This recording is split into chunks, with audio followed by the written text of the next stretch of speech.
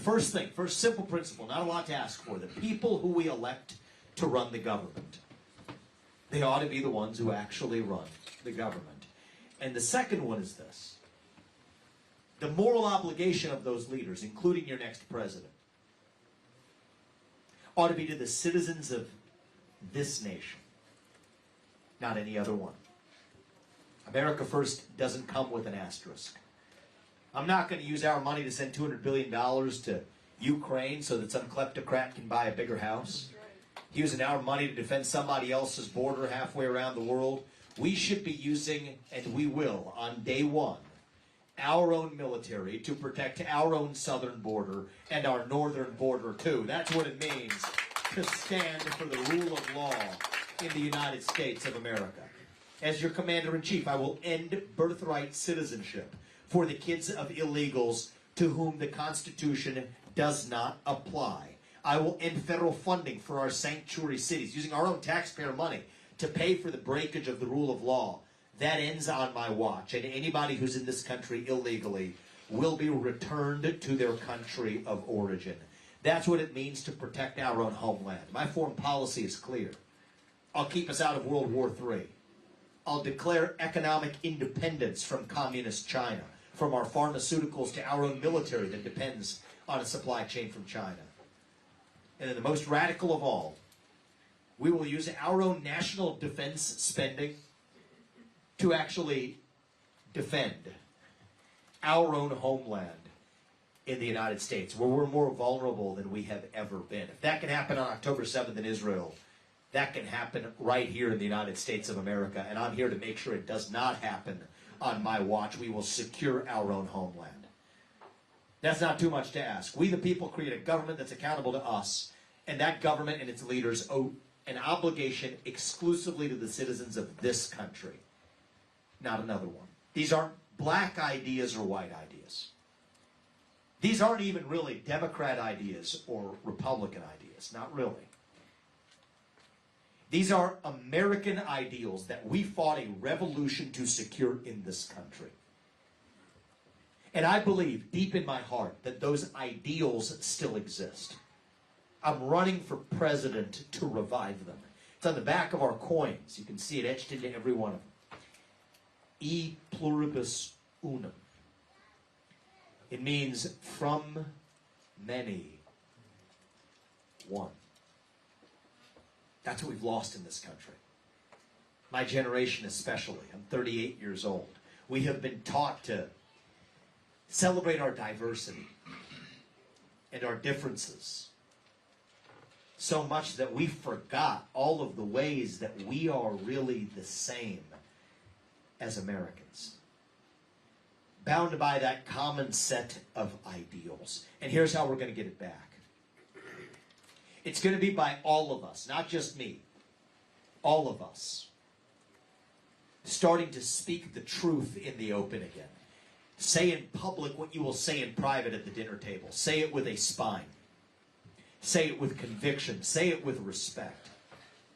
But part of respect is that you respect your neighbor enough to tell him what you actually think. And you see, that's what this campaign is about. Speaking the truth, not just when it's easy, but when it's hard. Speaking the truth, not just to the Democrats on the other side, but to our own side in this party when necessary. There's a reason why I'm the only candidate in this race who can tell you certain things. That I will strip pharmaceutical companies of the special liability exemption that vaccine manufacturers enjoy. That's crony capitalism, and we deserve justice in this country. That's right. That's the right thing to do. It's not capitalism, that's crony capitalism. Right. The only person who can tell you I'm against the CO2 pipeline making its way across the other half of this state, using eminent domain to seize the land of farmers who don't want that crap in their backyard. That it's based on a climate change agenda that absolutely is a hoax because it has nothing to do with the climate. To tell you that Ronna McDaniel, the failed chairwoman of the RNC, needs to step aside after 5 failed years of leadership because we need accountability in our own party before we can ever bring it to government. To tell you, this is ahead of the 3rd anniversary of what happened on January 6th, that I will pardon every peaceful January 6th protester on my first day in office because that's the right thing to do for this country, to stand for the rule of law in the United States of America. Ask yourself why I'm the only candidate who can tell you these things. It's because our politics is corrupt, it's broken. Anymore, every politician is dancing to the tune of their biggest donor. And in my case, that biggest donor is me. I don't report to them. I report to you, the citizens of this nation, not another one, but this nation. I'd rather speak the truth and lose this election than to win by playing some fake game of political snakes and ladders. But look, my bet is that's the winning strategy. That's not my decision, that's your decision. So you all have a choice to make. In about 10 days at the Iowa caucus, every one of your votes there counts as the equivalent of 1 million people. And I'm asking you here today, the reason I'm here is to ask you for your help. To take 30 minutes of your time to do the right thing for our country on January 15th. And a little bit more than that, to tell 10 people in this community what we're talking about today and to bring them out too. And if you all do your part, then I promise you, my wife Apurva and I and our family, we will do ours to make sure, not in some fake politician way, but in a true way, to make sure that our country's best days are actually still ahead of us. Thank you guys for coming out today. God bless you and your families. And God bless our United States of America as we open this up to give me the hard ones, as I've asked for. So, sir, you want to get the first one? Of course, the vast majority of people in the U.S. military are between the ages of 18 and 25. I'm thinking, for example, of a kid right now who's doing gate guard in freezing Fairbanks, Alaska, of another kid who's deep down in an aircraft carrier, keeping that ship running, of another kid who wanted to be a Navy SEAL his whole life, and now he's in Coronado, California, giving it a try. And I wonder if you just take a minute just to talk to those young people who are out there on watch all around the world, out on the high seas, who are protecting us, all these kids who are out there protecting us. I wonder if you take a minute to talk to them. First, I want to thank your family. It comes as a family sacrifice, and thank this man and for raising young sons who care enough about this country to put their lives and their bodies on the line. What I will say is this: as your commander-in-chief, here's the number one way I'm going to respect our troops and respect our veterans. God forbid we ever put you in harm's way. It will be to protect the citizens of this country, not another one. $7 trillion of our national debt and thousands of our sons and daughters went to go die in places like Iraq and Afghanistan. For God's sake, the Taliban is still in charge 20 years later, and Iraq is a more broken country than when we first showed up. I refuse to make those same mistakes again. And the way we stand for our troops is to make sure that our troops and the hard work and the effort and the sacrifices they make actually do make for safer and better lives for the citizens of the United States of America in this country. That's my top job to our veterans and to the people who serve in this country in our active duty military, to make sure that's how we advance our interests. Now, very practically, I think we also need to do a better job of taking care of our veterans. I appreciate your hats, sir, veterans. You know, our veterans for Vivek group, we've stood for that because I'm the only presidential candidate that's offered comprehensive veterans policy. Basic things we can do. 6-week decompression buffers. If you come from a combat role before you come back to civilian life, paid 6-week decompression buffers. That brings down the rate of PTSD by 80%. We're not doing it today. Privacy restrictions for veterans who are afraid to report their PTSD because they'd otherwise be tagged with the red flag law. That's unconscionable. Every veteran should have those privacy restrictions. Medical choice for veterans, many of whom, close to 40 per day, are committing suicide in the United States of America. A country that doesn't stand for its veterans is not really a country. Many of them turn into fentanyl and a path to suicide. That ends with medical choice for Schedule I substances to be able to get them as medical care through the VA.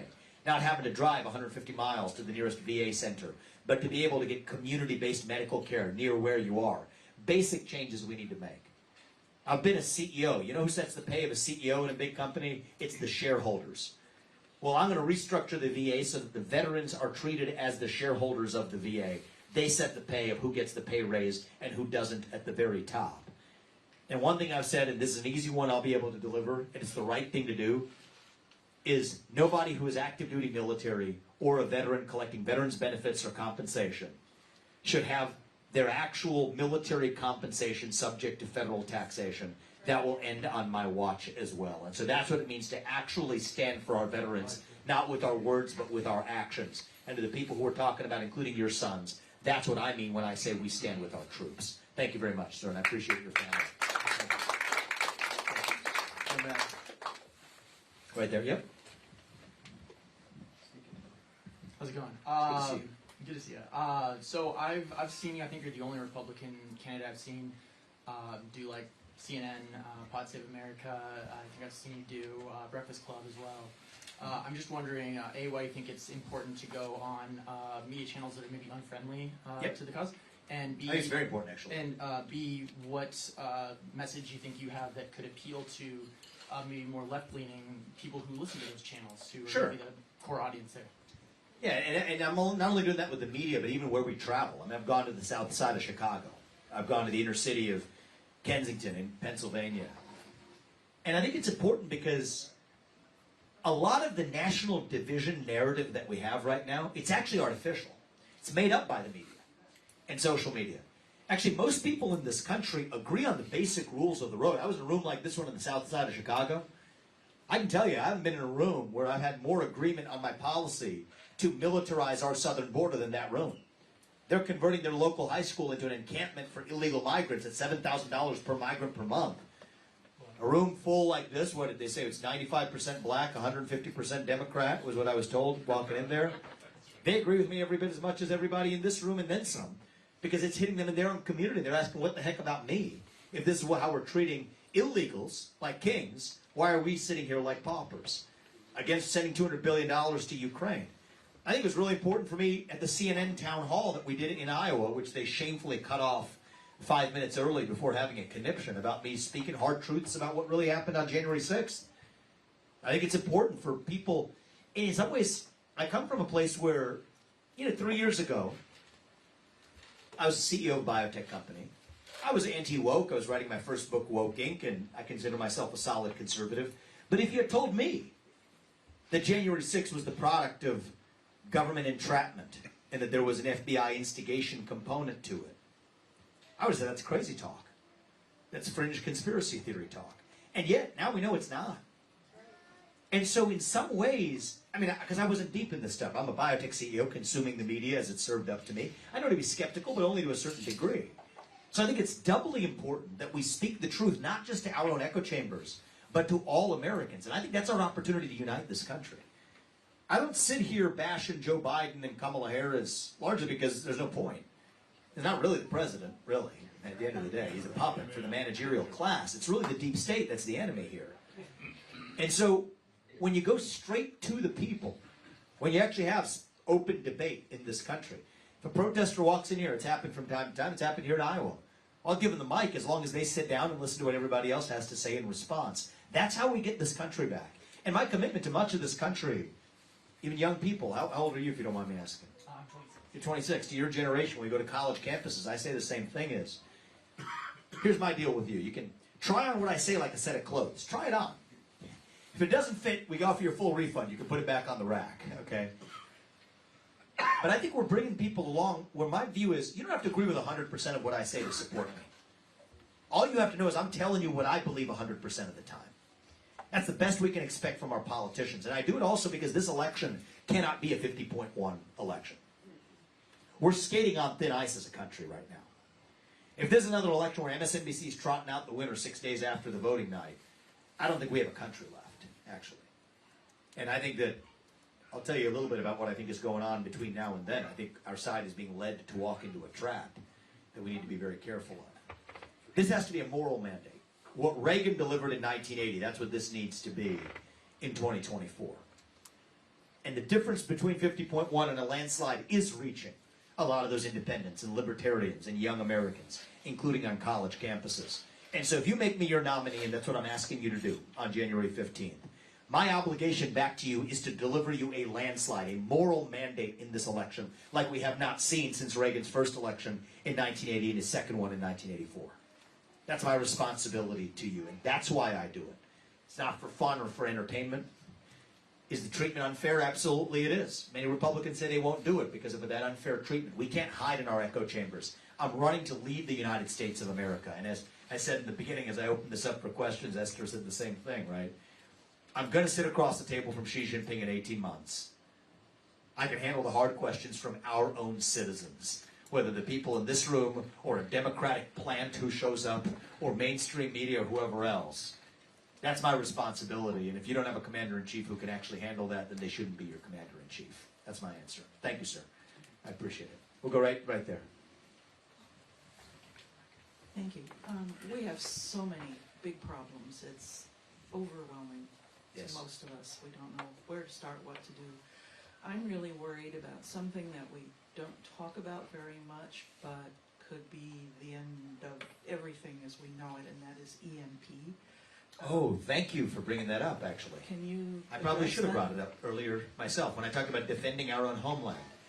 Just by show of hands, does anyone in this room have an idea of what's your name? Annie. What Annie just mentioned? Yeah. Good. Good.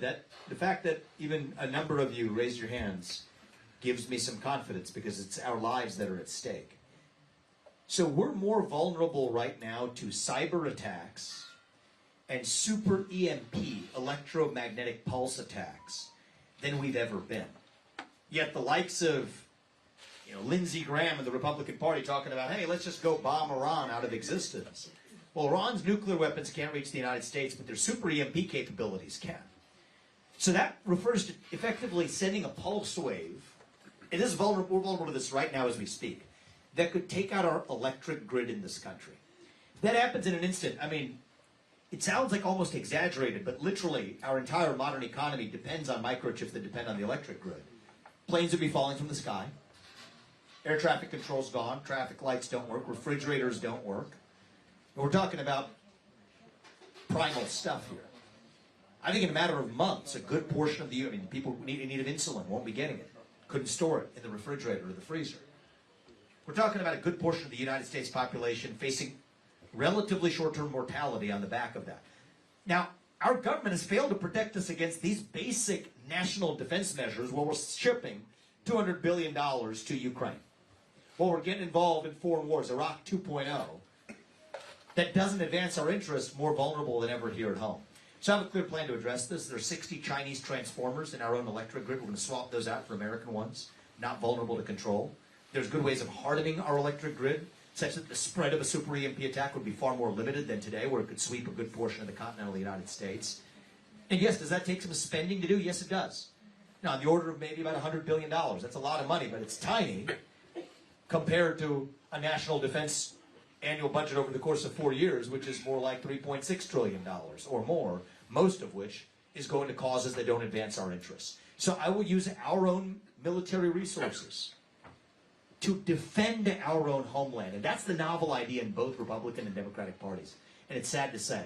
And it's going to take an outsider who doesn't make money off of going to war, which I'm sorry to say is the case for many of these politicians, directly or indirectly, doing it for the side.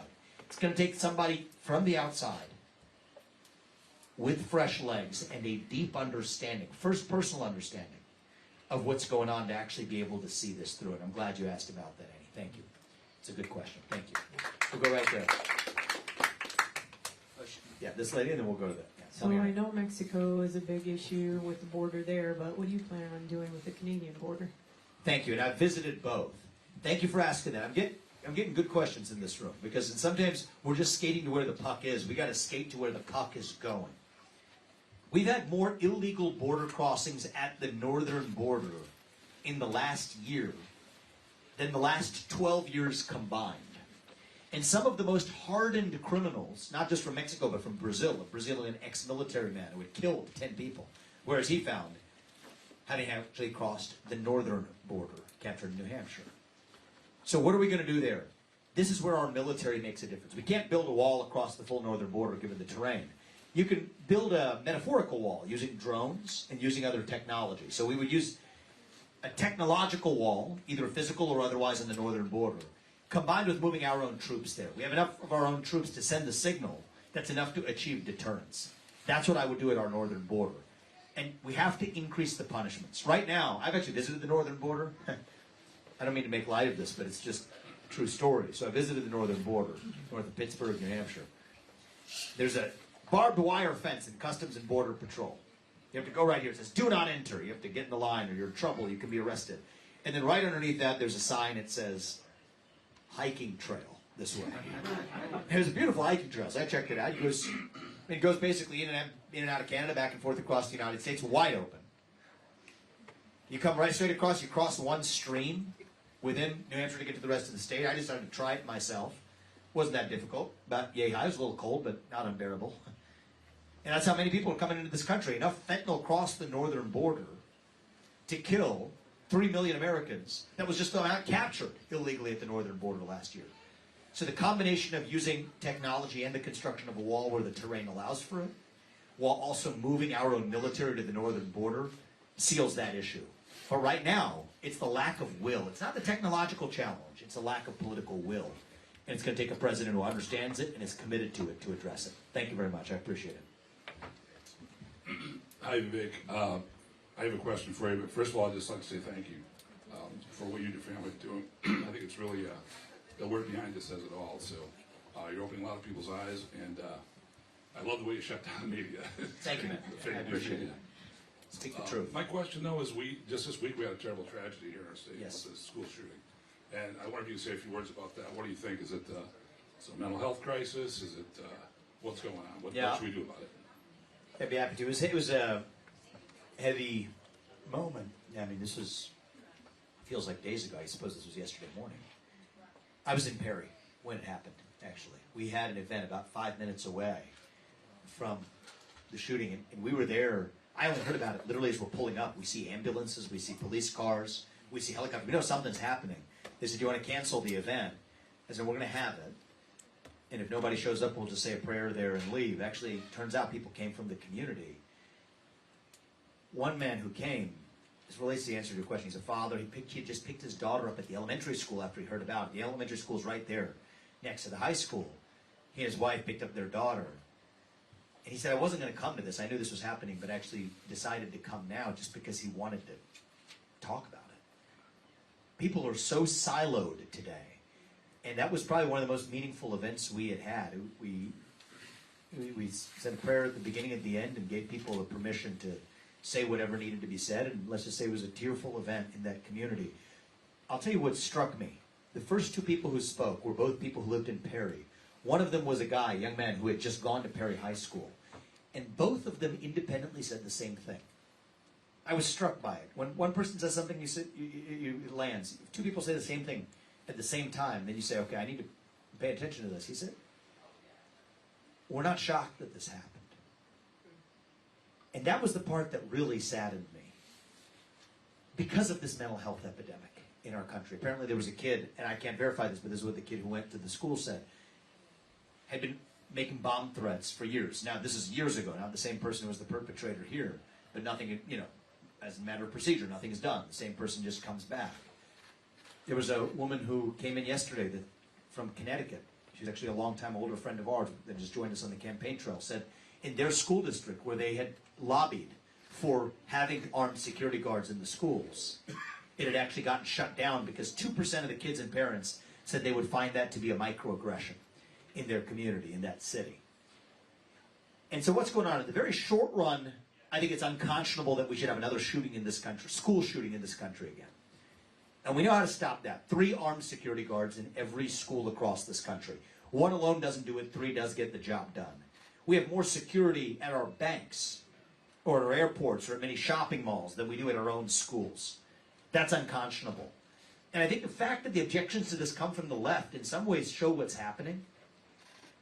I think they're actually,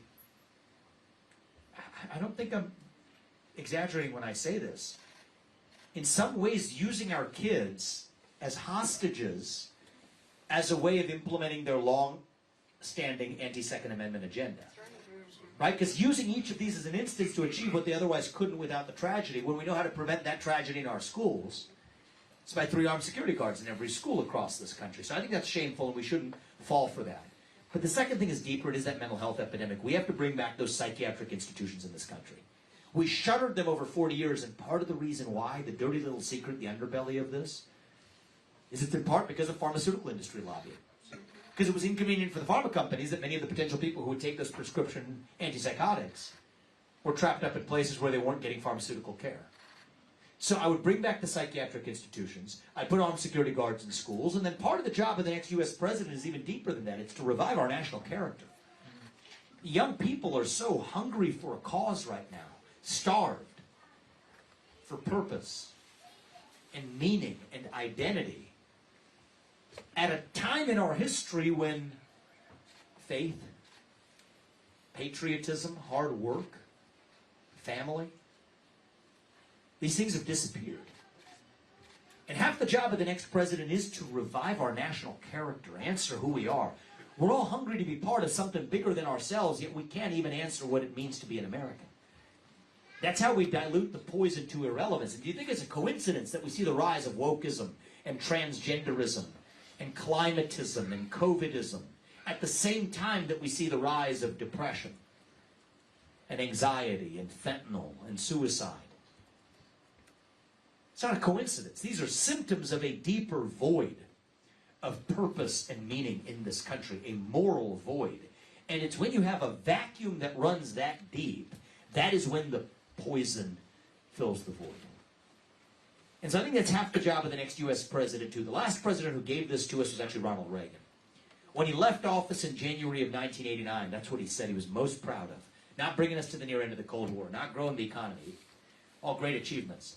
He said he was proud to revive a national character that we lacked when he first took office in 81. That's what Reagan says. That's what I want to tell you when I leave office in January 2033. Sure, we shut down the deep state. I think I'm best suited to get that done. We secured the border, stayed out of World War III, declared independence from China, all of it. But the thing I most want to tell you is that our next generation, my kids and their generation, that they are once again proud of themselves, proud to be citizens of this nation. Our policies are in some ways worsening this, paying people more money to stay at home instead of to go to work in the name of helping them. Well, first of all, that's holding our economy back, but you think it's actually helping them? People lose their self-confidence that way. Sit in your parents' basement, smoking pot, playing video games. You think that's helping your self-confidence or driving more depression and anxiety? The very policies in the name of helping people are hurting them. Speaking of the south side of Chicago, we're paying single mothers more money not to have a married man in the house than to have a married man in the house. 25% of kids now born into a fatherless household. That's unconscionable. Our own policies are paying for it. That's much higher than it was 50 or 60 years ago before Lyndon Johnson's Great Society, which is the biggest misnomer of policy in American history. It's not helping anybody. 45% of black kids today are born into single-parent households. It was a fraction of that in the 1950s. And if you're actually born in a single-parent household, you're 8 times more likely to end up in prison, 10 times more likely not to graduate from high school or to end up in poverty. And if you look at most of these mass shootings, I don't know about the perpetrator of this case, because it's too soon afterwards, but many of them, if not most of them, grew up in single-parent households. So I think that we know how to address these problems. Do we have the courage and spine to actually do it, or are we just going to do the thing that is the usual motions, the circus you're supposed to go through? Pretend to pass some sort of Second Amendment infringement, some sort of red flag law, call it a day, and pretend you did something? Or do you actually want to get to the root cause? I prefer to get to the root cause, and I'd rather, as I said, speak the truth and lose an election than to win by playing some fake game. But I do think that's what our country needs if we want to address what happened in Perry, and to make sure, God forbid, that happens anywhere else again, we'll make sure it doesn't. Thank you, sir, and I appreciate the question. Thank you. Ma'am? I agree with everything you're saying. I'm not good at speaking in front of people, but I love your faith, and that's what's going to save America, is faith in God. And that's why we have everything going on that we have now, is because people have lost their faith. They don't go to church. They don't read their Bibles. They don't raise their kids in a godly way. And this is why America is the way it is. The Bible was taken out of schools, and you can see the trajectory everything's done. Kids are taught they're animals, they act like them, and then people are surprised. Well, I mean, I want people to understand that's not an exaggeration. That's happening in our schools That's right. today Yes. as we speak. And I so, know, yeah. so thank you for sharing that. Are you a parent yourself? I am not. You're I not. have nieces and nephews. And, It's sad. It's what we it's see in very our sad schools. what we're seeing. It's very sad. And in homes. And in homes. See, education does begin with the family. That's right. The nuclear family isn't a bad word. It's the greatest form of governance known to mankind. Every great country, every actual great society, was built on the backbone of a strong nuclear family, this one included. People ask me, did you grow up in privilege? Before I used to say, well, my parents we didn't grow up in money, and my dad faced layoffs at GE, and all that's true, but actually I did grow up in privilege. I had the ultimate privilege of two parents in the house with a focus on education and instilling in us a belief in God. And I want everyone here to know this about us, and perhaps you know this as well.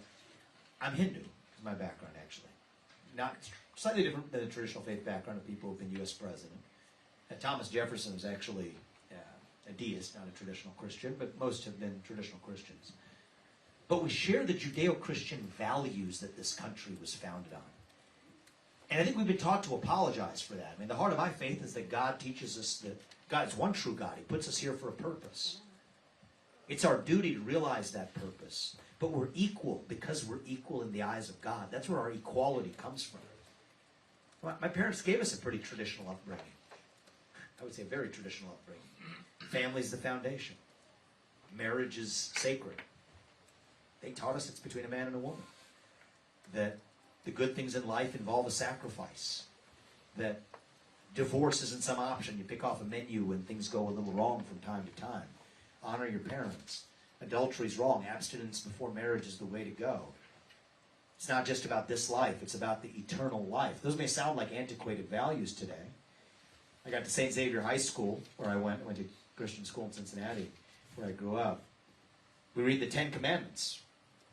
I read them for the first time at the age of 14. What do they say? There's one true God. Don't take his name in vain.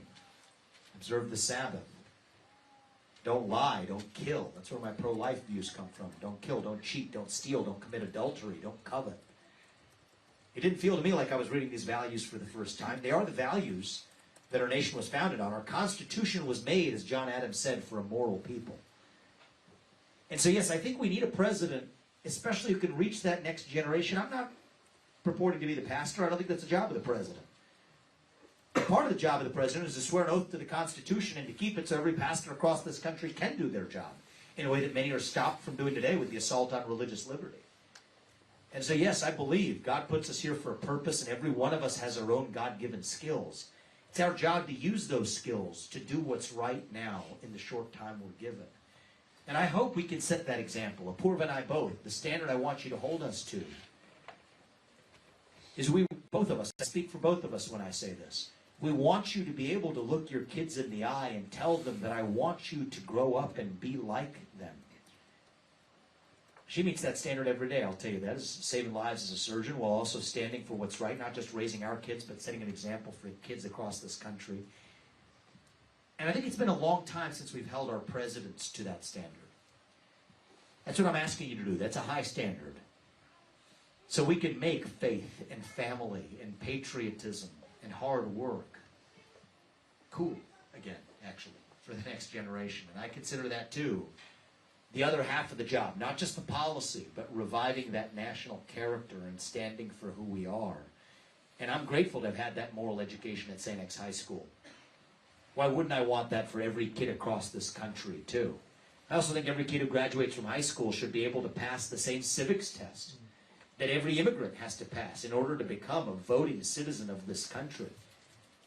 You don't value a country you just passively inherit. We value a country that we have a stake in building, in creating, in knowing something about.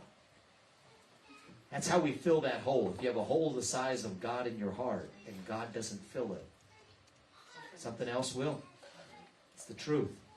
Goes to your question, sir. If you don't pledge allegiance to this flag, you'll pledge allegiance to a different flag instead. That's the psychological space that the transgender flag really fills. You don't pledge allegiance to this one, you need to pledge allegiance to something. Might as well be the real thing, and I think that's part of my job to restore as the next president. Hi, good to see you. You want to ask one, and then we'll give you the final word, sir. To go back to the tragedy from yesterday, it feels like it's a circle and there's no answer to it. I don't think I needed to. It may be able to hear you a little better. So we've got higher institutions that are cranking out teachers that are woke, and Yes. healthcare workers that are woke, and social workers that are all woke, And military generals and that act like they're military. woke. And who's helping these children? How do we stop that? Is it possible to get the federal money out of these higher institutions that are only seen to exist for that money? Answer, yes. Actually, and I mentioned this maybe earlier before you arrived. That's what shutting down the Department of Education is all about, though. Nobody, because it ties into a different reason to do the same thing. $80 billion of our money is going to a federal agency that says you don't get that money as a local school or a university unless you adopt those toxic racial and gender ideologies. And it's worth people understanding where the Department of Education came from in the first place.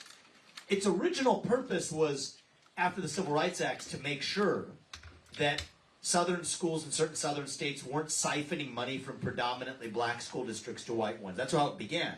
But somehow that morphed into saying that you don't get this money unless you're adopting toxic racial and gender ideologies in your schools. That's a lot of where this is coming from. So go to the head of the snake and actually shut it down. In our military, clean house at the Pentagon, where a lot of this poison has begun. At the FBI, I'm just saying criminal reform, shut it down. Take the 20,000 bureaucrats and send them home. The 15,000 cops on the front lines will move them to the DEA or the U.S. Marshals, which have actually been far more effective at fighting child sex trafficking rings or the fentanyl epidemic. So you have to be willing. It starts with, wokeness begins with bureaucracy, actually. Get in there and shut that bureaucracy down. The rest of it automatically melts away. And then some of this is an actual civil rights violation. And you know what? You have to apply the laws even-handedly. Those are federal laws. Now, I'm at the school. You're not supposed to say this, but it's my belief, and it's my view. I should share it with you if it is. I don't think we need those protected classes at all for race and gender and sexual orientation and religion and national origin. Today, no doubt about it, they're doing more harm than good. They're actually creating more discrimination than actually facilitating it. So I would say get the heck rid of it altogether. But if we're going to have it, you got to apply the laws even-handedly. And what you're seeing right now, forcing people to bend the knee to these ideologies, is a violation of those civil rights statutes. So you can't have it both ways. And so I'll also instruct my Attorney General to actually make sure that anytime you see those civil rights violations where people are bending the knee, they actually are applying that law even-handedly. Do we have time for one more? Okay. You guys are right here. I'll take them together. Yeah, and then we'll hear from you too, sir. Thanks for your visit. It's been a pleasure watching you handle the media. That Dasha interview was Yeah, great. well, I tried to be as honest as I can. I at one point wrote you off after I heard that you had ties to a George Soros award, Which is of some false. sort. Right. Yeah, And, it's amazing how that works, right? Right. I imagine at the same time too that you weren't paying attention to who was giving awards out at that time. Yeah, it happens not even have been George Soros, but I'll tell you, it's, Right. it's funny how that works, isn't it? Yeah, my question leads into the idea that there is a deep state. Yes, George there is. Soros is part of that. He's Yes, there is. captured our court system. And Larry Fink, too. Our Yeah, judicial the two of them. system. And it leads people to believe there's maybe no hope at this point. How can we get the George Soroses out of our politics and maybe reverse the damage that's been done in the court system? Yeah. Well, the first is it's also cancer that exists in the Republican Party, just so people who understand what he's referring to. When I was 24 years old, there was a scholarship I got, not from George Soros, but from some other guy. It was back in 2010, before I even knew who George Soros was at the age of 24. Some other guy, his last name Soros, was related to him, made some money, has different political views, was dead. And I, took a scholarship that I would take every kid to take. It's a generic one. I've won about 50 scholarships. That was one of them. But politics, and it actually relates to the answer to your question. You know who's been pushing that in an earlier phase of this campaign was one of the super PACs. It's not even the candidate's fault. I don't even blame Ron DeSantis for this. It's his independent super PAC, which itself has imploded under the corruption of its own. For all I know, they shortchanged him too. That's the cancer on American politics. And actually, that's what George Soros uses to control the Democratic Party. So we used to have campaign contribution limits.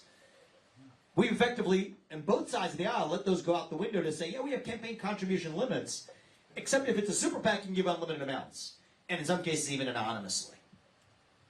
That's poison. It's corruption. I've said this before, I'll say it again. End the super PACs.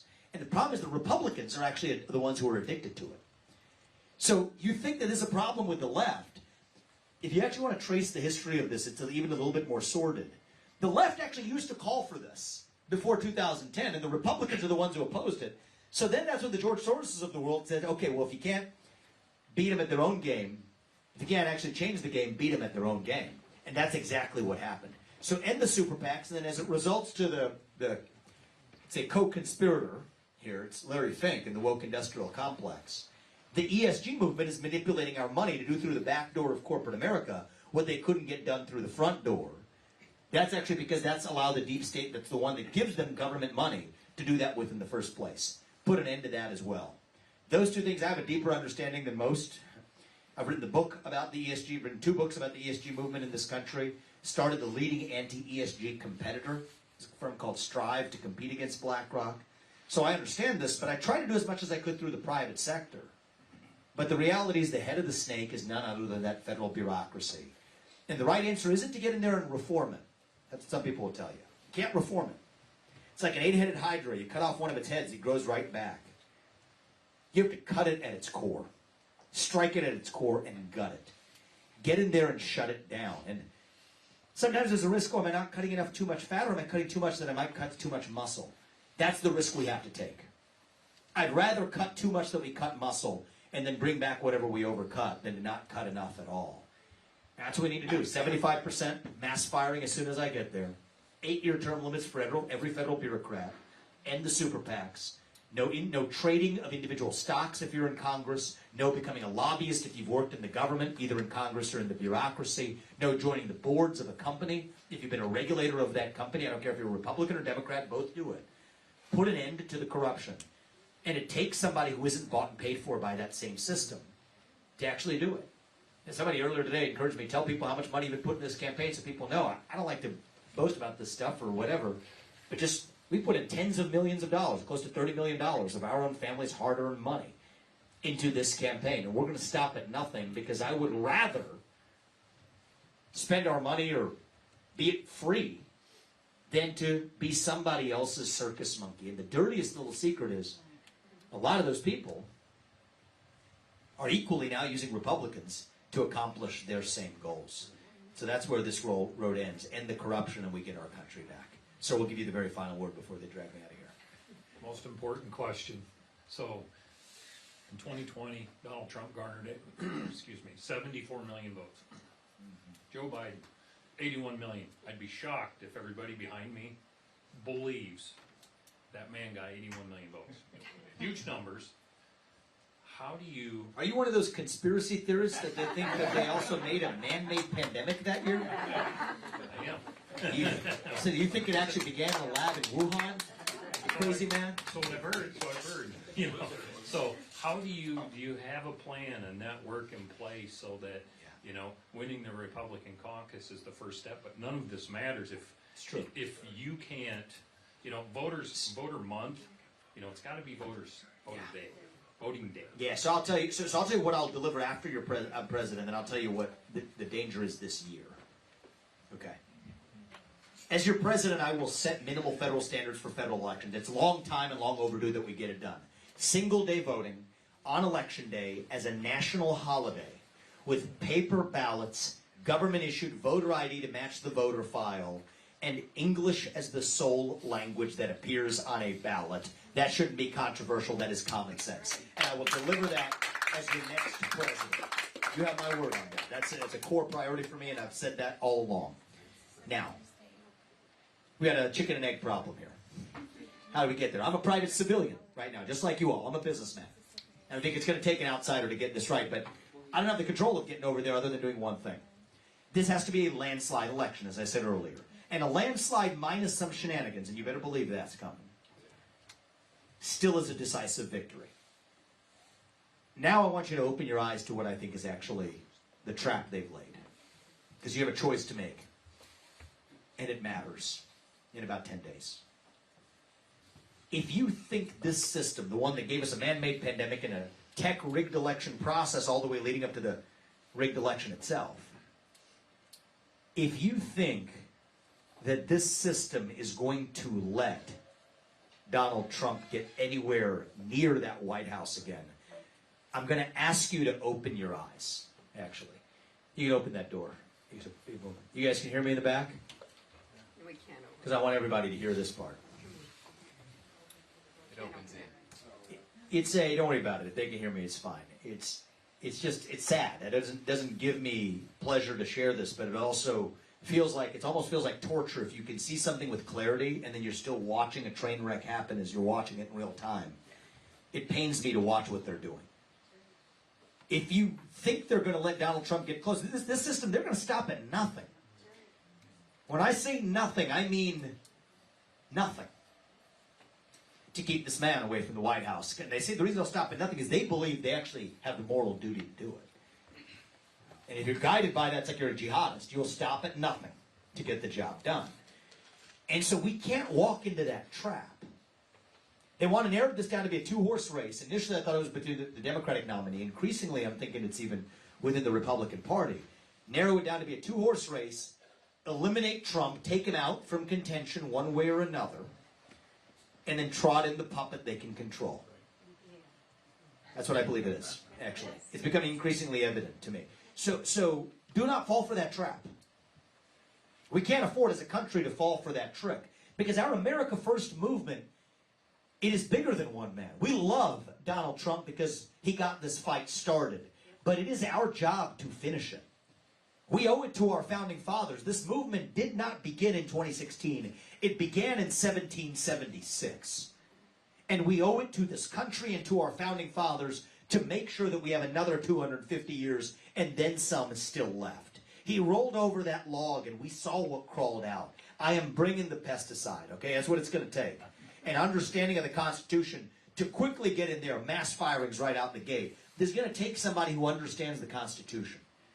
Trump brought the brawl, and I bring that too. We're going to break things, but you got to be also grounded by the Constitution, or they will dupe you. They will eat you alive. You strike that swamp, it's struck right back. We cannot fall for that trap.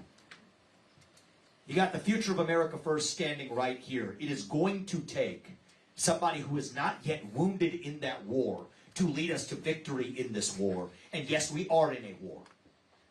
You got to know you're in a war to win one.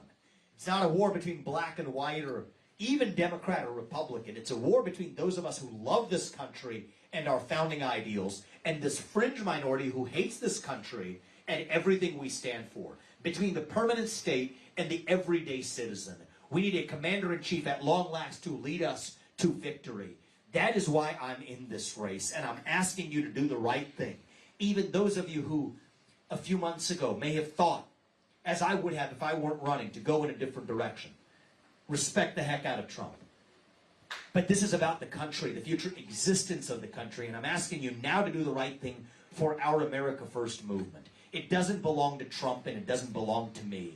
It belongs to you, the citizens of this country. You know, George Washington, if he were here, what would he say right now? I think he would tell us, you don't have to be this nation in decline. We don't have to be at the end of the ancient Roman Empire. I think he would tell us that as a nation right now, we are really still a little young, actually. Going through our adolescence. Figuring out who we're going to be when we grow up. That you do have another 250 years left, but you're going to have to step up just as we did in 1776 to make it so, because it's not going to happen automatically. We live in a 1776 moment. These revolutions, they're led by the next generation for a reason. I think it's going to take somebody whose best days in life are still ahead, and I don't take that for granted. But I hope they are. Somebody whose best days in life are still yet ahead to see a country whose best days are still ahead of itself. And so yes, if you all do your part, and that's what I'm asking you for today, if you do your part, I promise you, Apurva and I and our family, we will do ours to make sure that this is still the country where we will look our kids in the eye and tell them that you do get ahead in the United States with your own hard work, your own commitment, your own dedication. And that you know what? You are free to speak your minds at every step of the way. That is the American dream. That is what I am here to lead us to. And with your help, that is what we're going to revive. To save this great country. Thank you for coming today, guys. God bless you and your families. And may God bless our United States of America. Thank you.